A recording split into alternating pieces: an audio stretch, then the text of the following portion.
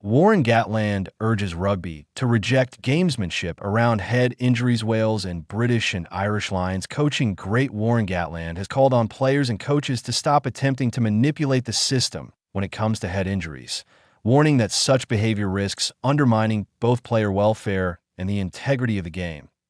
In recent seasons, World Rugby and its governing bodies have intensified efforts to clamp down on dangerous play, particularly high tackles, amid growing awareness of the short and long-term effects of concussion.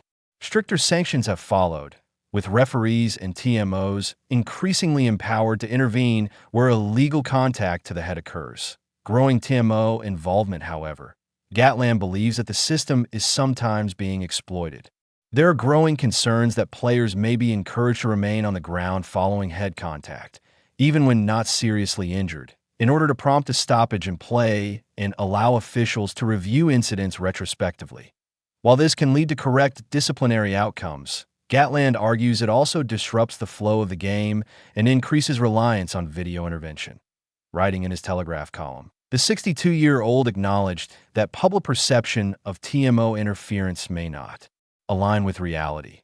Interestingly, when it comes to overall TMO interventions, the stats show there are much fewer than I expected. They are mainly involved only in the big decisions, Gatland wrote.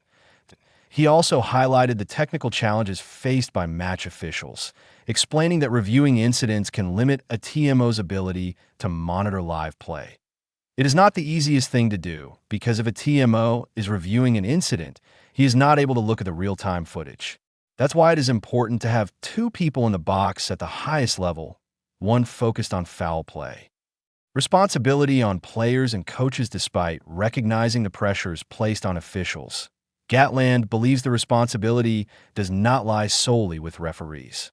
Instead, he insists that players and coaches must play their part in preserving the game's integrity. He expressed frustration at what he described as football-style simulation creeping into rugby, where players appear to exaggerate contact in order to influence decisions. Coaches and players should take more responsibility, Gatland said. We have increasingly seen players who experience some head contact being encouraged to stay down, similar to what we see in football. This creates a stoppage in play, allows the TMO to review the incident, and potentially results in a yellow card for the opposition. The consequences can be significant. I would like to think there is a responsibility on players not to go down if they are not injured. That should also apply to players going down to get a rest or slow the game. Preserving the flow of the game. Gatland's comments come amid wider debate about how rugby balances player welfare with maintaining continuity and fairness. While head injury protocols remain essential, he believes they must not be manipulated for tactical gain.